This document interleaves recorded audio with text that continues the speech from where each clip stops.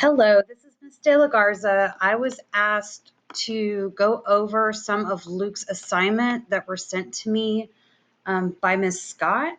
So I'm going to just kind of go through some of the assignments that he was given, and that way, hopefully, this will clarify some of the instructions, hopefully, eliminate any confusion. You can reach me if needed. And bear with me, I am using a new type of projector. So if I kind of need to stop for a minute, just kind of forgive me here. I can be reached if you have questions at ADELAG1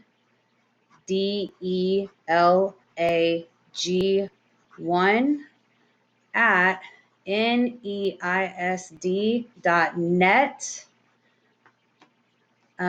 You can also, well, no, I don't want to give you my other one because this will be until May 29th.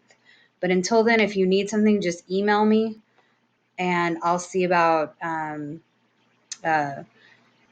making a video or giving you a call or something if it's about a specific assignment. Like if you say, oh, on the newspaper bar graph, number 2 is confusing. Can you please explain it? I can be helpful in that.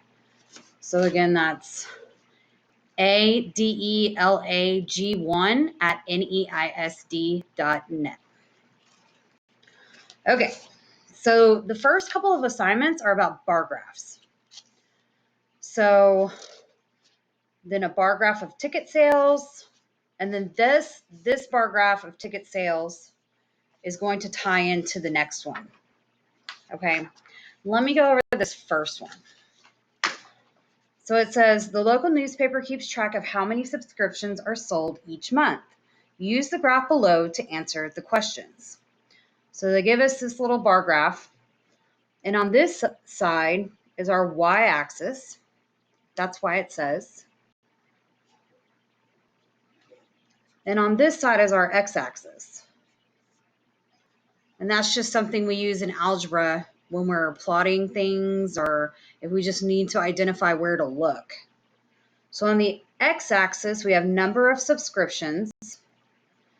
And on the y-axis going up and down, we have just the month. So you would just go through and answer the questions. And this is how a bar graph kind of works. So number 1, how many newspaper subscriptions were sold in October? Well, October is a month. So you would come over to October. We want to know how many newspapers were sold. And that's the subscription. So we go over to October. It goes all the way over here. And if you need to, you can always draw like a little dotted line down. And it looks like it's a little over 900. Now, on this kind of a graph, you're not going to be too specific. It jumps from 900 to 1200.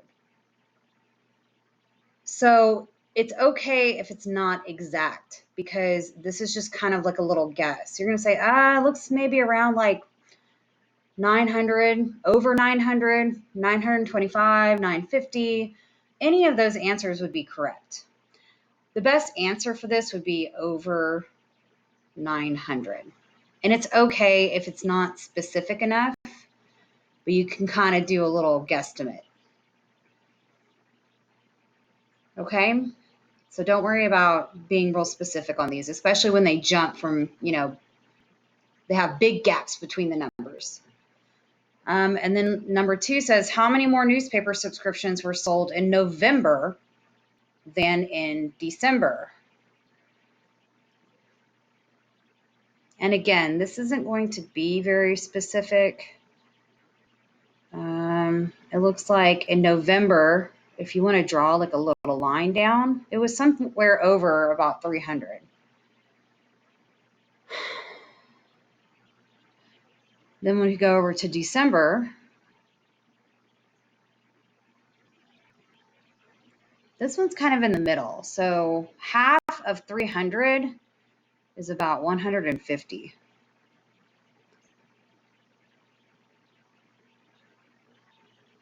You could also do half, make your own little numbers if you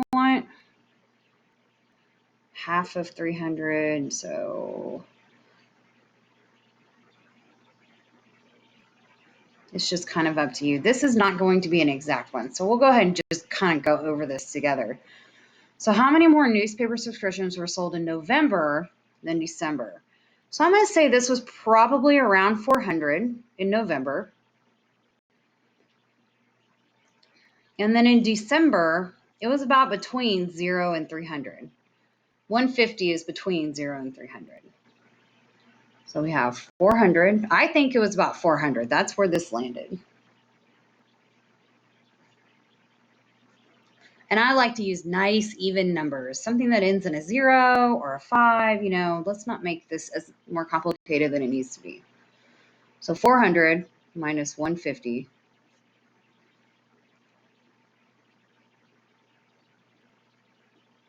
is 250. You can also use a regular just 4-function calculator to do that. So how many more newspaper subscriptions were sold in November than December? And you can say about 250. And when you use words like about or over, you're not exactly giving an exact number, but you're giving kind of your own estimate of how many you think were sold. So about 250 more newspapers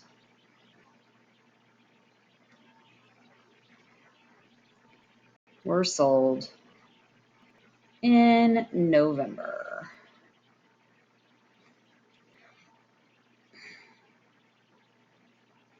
Number 3, I think you could probably kind of just figure out because it says, were more newspaper subscriptions sold in October, November, December, or in July, August, and September? So they want to know October, November, and December. They want you to add up what you think all of these are.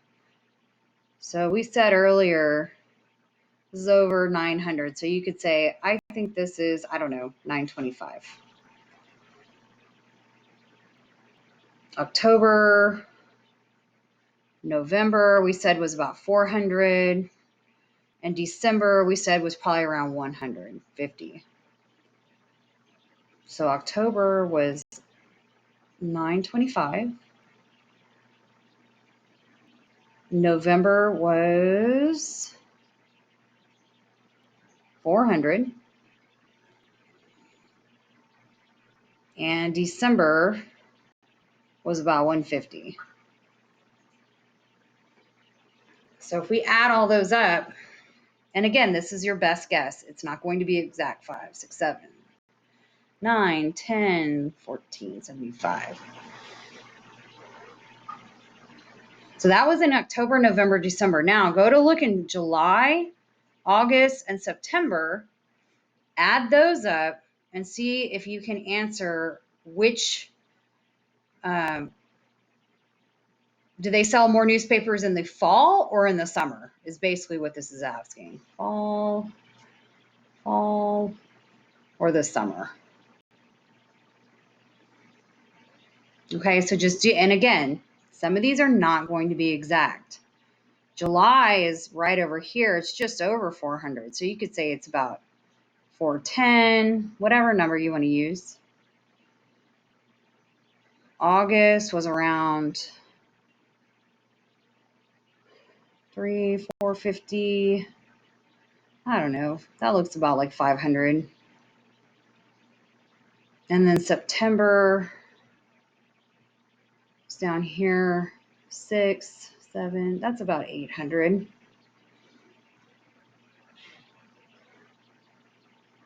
And then we can go back and just add those numbers up. July was 410.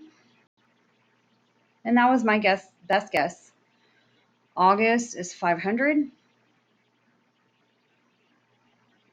And September is, I think it's about 800. So we had 0, 0, oops, excuse me, 1, 9. So if you look, just by kind of giving our best guess, we had 1,710. That looks ugly here. So summer had more sold.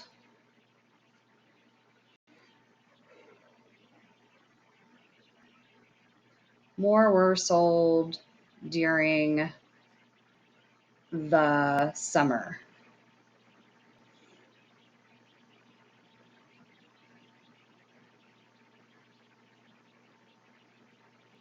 And then finally it says in April, oh, they don't have April up here. So we need to look at what's more information. In April, the newspaper sold 100 fewer. And in math, when we say fewer, that means minus 100. They sold 100 fewer subscriptions than they did in June. And if we look at June, it's right around here. So I'm going to say this was probably, I don't know, 775, almost 800. So in June, they sold 775, excuse me.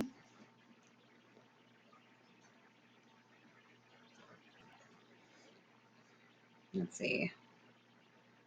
775 were sold in June.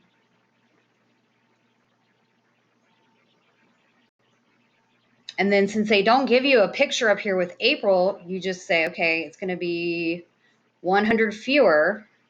So that it ends up being 675. So that would be your answer for number 4.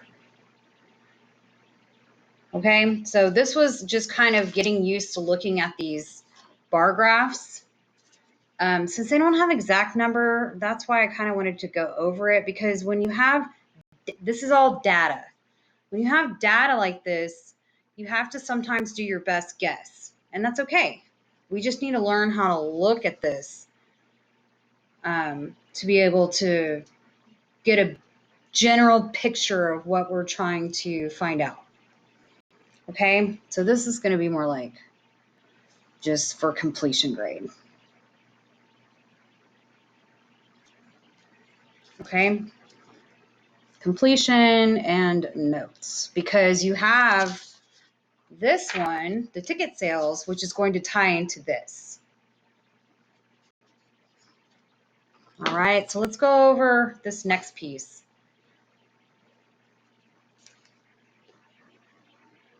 So I'm just going to give you an example of what you're going to do on this page. I am not going to do this one for you. But again, if you get stuck, just send me an email and tell me what specifically is the question. And then I can, give you feedback. I can make another video, whatever we need to do. Okay, this says bar graph of ticket sales. Esther's school sold raffle tickets last week. The table below shows the number of tickets sold each day. Use the information in the table to complete the graph. So again, you need to understand that at the bottom has data. This is our days of the week. This is our x-axis. And then on this side, our y-axis is our number of tickets. So on Monday, they sold 55 tickets. So you can make just a little bar graph. And it's just a little different. When we did this one, it went across. But since we have Monday and our numbers are going up and down, now we're going to have like little building towers. So Monday, let's see, 55, see how it's going by tens? So if you need to, you can label like 5, 10, 15, 20, 25, just count by fives, 35, 40, 45, 50, 55, 60, 65, 70, 75, 80, and 95. We'll add those in. So on Monday there were 55, so I'm going to mark where 55 stops. And I'm just going to make a little building. I call them buildings. They look like little skyscrapers. And you can fill it in. You don't have to fill it in. It's kind of up to you. And you're going to do the same thing for Tuesday, Wednesday, Thursday, and Friday. Then when you get to the bar graph of ticket sales, It says use the bar graph you made, which is this one, to answer the questions. So like number 1 says, how many tickets were sold on Monday? How many tickets were sold on Monday? Well, if you look at your data, Monday, we sold 55 tickets. And you're just going to go through some of those and answer the best you can. How many tickets were sold on Thursday? On which day were the most tickets sold? On which day were the fewest tickets sold? What is the y-axis on the graph? So remember, this is why we label, because going up and down is your y-axis. Left and right is your x-axis. So they're basically asking, what does the y-axis represent? Is it the days or is it the number? Same thing, what is the x-axis on the graph?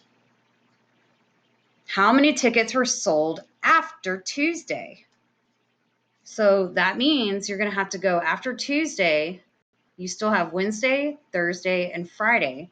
So just add those up. That's how many tickets were sold after Tuesday. How many tickets were sold before Thursday? So you would say, okay, before Thursday, we had this many tickets sold. During which 2-day period were 115 tickets sold? So this one is going to be kind of trial and error. You're going to have to kind of play around and add some of these numbers up to see which of those days, when you add it, and it's a 2-day period. So you're only adding 2 of the days up. So try adding Monday and Tuesday, see if that comes out to 115, and then just keep trying to, add those combinations to figure out which 2-day period sold 115 tickets. And then number 10 is how many fewer tickets were sold on Wednesday than Thursday. So obviously on Wednesday, there were less tickets sold than on Thursday, but by how many? Okay, I hope that helped with the bar graph stuff. I'm gonna go ahead and stop the video. I don't wanna send like a really long video. That way you can take breaks if you need to. And then I will send the next piece, which is line graphs. Same kind of data stuff, but we're looking at lines now.